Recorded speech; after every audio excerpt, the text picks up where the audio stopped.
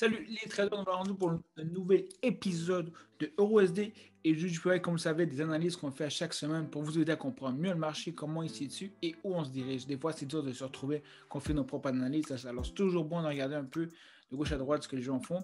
Et c'est ça que je fais ici, c'est pour vous aider justement à vous enligner dans les bonnes analyses.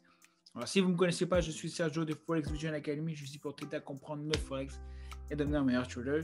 Si jamais tu n'as pas eu la chance de t'abonner à ma page, tu sais quoi faire, donne un petit like, un petit subscribe parce que ça va t'aider justement à grandir comme trader et pour devenir justement un meilleur trader, tu sais qui suivre. Mais mes soeurs, avant d'aller plus loin, on va aller tout de suite à l'introduction.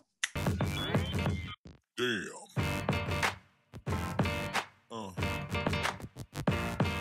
Yeah.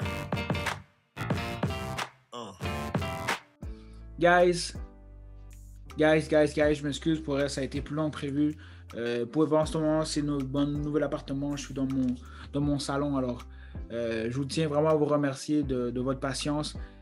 Encore désolé du délai. J'ai eu plus de travail que prévu. Alors, vraiment désolé. Maintenant, ça va être ici ma nouvelle place que je vais faire des vidéos. Sauf que c'est un peu plus, beau. Alors, j'apprécie vraiment votre patience. Et bien sûr, comme vous le savez, on se lance dans le jeu. Alors, guys, comme vous savez, cette semaine, ça va être une semaine quand même assez mouvementée. NFP qui est là cette semaine. Le NFP qui est le dimanche, si vous le savez. Pour commencer, Forex Factory, c'est le site internet pour avoir toutes les nouvelles justement qui va se passer dans le marché. Et nous, comme on veut toujours aller voir les nouvelles rouges parce que les rouges, c'est plus important. Alors, quand on touche le US et l'euro, c'est toujours ceux-là qu'on va plus regarder. Il y a le lundi, finalement, aujourd'hui, ce matin, qui est allé justement faire qui est une nouvelle, le ISM Manufacturing. C'est quoi, au final? C'est une nouvelle justement que lorsque l'index est à haut de 50%, on est dans une expansion. Et lorsqu'on est en bas de 50%, on est dans une contraction. C'est-à-dire que lorsque l'index est à 60%, c'est-à-dire que les manufactures et les PME sont toujours en train justement de bâtir et de faire une expansion, mais lorsqu'elles sont en bas, c'est-à-dire que c'est une mauvaise chose pour l'économie. Alors toujours, gardez ça en tête.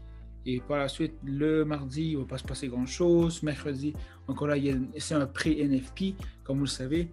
Tout ce qui est vraiment le rate des gens justement qui sont au chômage et tout.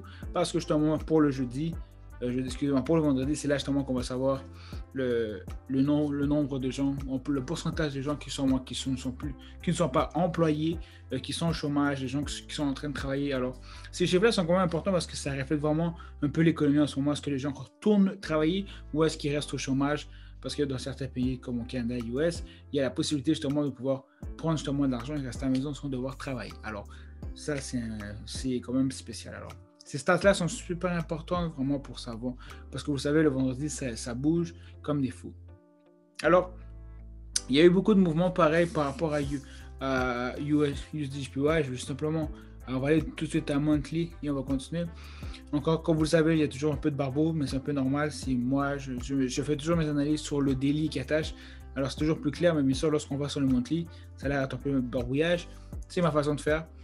Comme on peut voir le mois passé, ça a été pas un gros.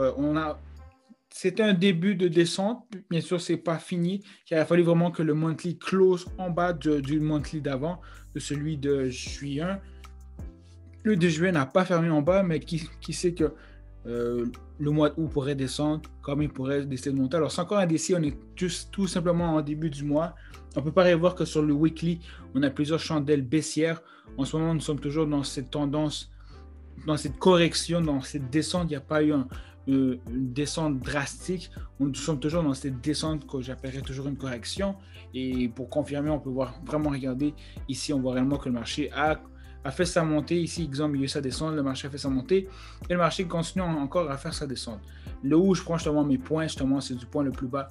Le point le plus beau, le marché a justement atteint un support ici qui est à 50% en plus de toucher la ligne orange qui est une ligne de quêtage de support. Par contre, on peut peut-être s'attendre à voir le marché peut-être aller un peu plus bas, mais depuis quand même les dernières semaines, on voit quand même que le marché est très suit beaucoup vraiment la zone de support que j'ai tracée ici. Ça veut dire 1, 2, 3 fois plus, même là maintenant 4 fois que le marché c'est justement de passer ce support-là. Il n'est pas capable de passer. On voit justement que le marché descend et maintenant est vraiment stagné sur cette zone-là. de up-down. Alors, ça devient aussi une bonne stratégie pour vous si vous voulez justement faire des trades lorsque le marché est le plus bas et le marché le plus haut. Ça peut aussi devenir une opportunité. Mais ça, c'est vraiment une correction. Il y a un pattern rectangulaire que le marché est en train de créer en ce moment. Alors, on peut s'attendre encore à voir les prochaines semaines encore ce genre de pattern qui monte, qui descend, qui monte, qui descend. Après ça, c'est simplement à vous de bien structurer vos stratégies si vous voulez justement rentrer à cette période-là ici ou à cette période-là ici. Mais très très prudent parce que dans ces genres de mouvements-là, c'est toujours facile de tomber dans le piège, mais c'est toujours bon justement de se placer des trendlines pour savoir où le marché se dirige et à quel moment, par exemple, le marché pourrait changer de structure et bien sûr aller vers le haut. Si, exemple, le marché arrive par ici, puis on voit justement que le marché fait ça, ben, logiquement, on sait que le marché maintenant va aller se diriger vers la zone de résistance qui est vers le haut et bien sûr, il y a un changement de direction. Bien sûr, en ce moment, c'est pas ici qu'il va y avoir la grosse fiesta parce qu'on sait réellement que le marché est vraiment dans ces zones de rectangle. Alors, les mouvements sont plus petits, on pourrait dire ça comme ça. Mais par contre, il y a toujours possibilité d'aller chercher justement des bons mouvements. Mais bien sûr, ça, c'est vraiment ce qui se passe en ce moment dans le marché. Vraiment, on est vraiment dans cette correction. Il y a cette formation, bien sûr, dans le moyen terme du higher low. Sur le court terme, on est vraiment dans cette descente. C'est vraiment une correction. Alors, sur le long terme, on est sur un bull. Sur le moyen terme, on est dans une genre de correction. On est dans cette formation correction, mais qui va aller vers le haut. Et bien sûr, sur le court terme, on est vraiment dans ce bear time. Sans hésitation, on voit vraiment que le marché, à partir d'ici, a vraiment switché pour justement devenir un bear time. Mais comme vous le savez, on attend vraiment de voir que le marché brise cette zone de résistance pour aller vers le haut, parce que sur le long terme, on est sur un bull time. Bien sûr, ce sera vraiment important de voir ce qui se passe sur le monthly, parce que c'est là vraiment que les choses vont réellement se confirmer. Si le marché décide de descendre et de tomber, ça veut dire que le mois de août sera important vraiment de voir comment il va fermer à la fin du mois. Et bien sûr, après ça, on pourra vraiment voir la stratégie qu'on pourra adopter pour le prochain mois. Pour EURUSD, c'est un peu la même chose. Comme vous le savez, les deux sont vraiment complémentaires. Alors, lorsque un monte, l'autre descend. Bien sûr, ce n'est pas tout le temps, mais c'est quand même une bonne chose à garder en tête.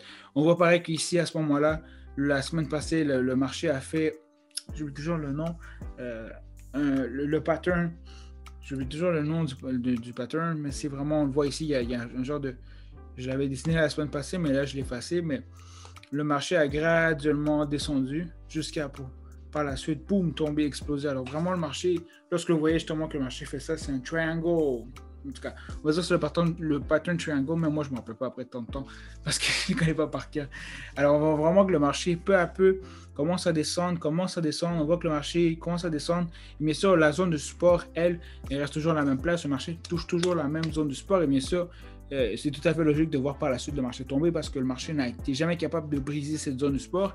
Il ne veut pas le marché commence à graduellement descendre pour après exploser. Alors, vraiment, regardez réellement tous les indices que le marché vous donne lorsque vous faites quelque chose parce que les indices sont là. Il n'y a pas de magie, mais bien sûr, après ça vient la patience parce que cela a duré quand même 2-3 semaines. Alors, si vous aviez placé un sell ici, vous pensez que ça allait tomber, bien là, vous plantez parce que justement, ici, il y a réellement une zone d'achat super forte. Mais ça, après ça, c'est de voir comment vous vous placez dans votre stratégie. Mais c'était très clair que le marché allait monter. Si on se fie par la suite au un H, on voit réellement que le marché fait vraiment l'escalier graduel. À chaque fois, le marché vient retester les zones pour par la suite monter. Et voilà ce qui s'est passé.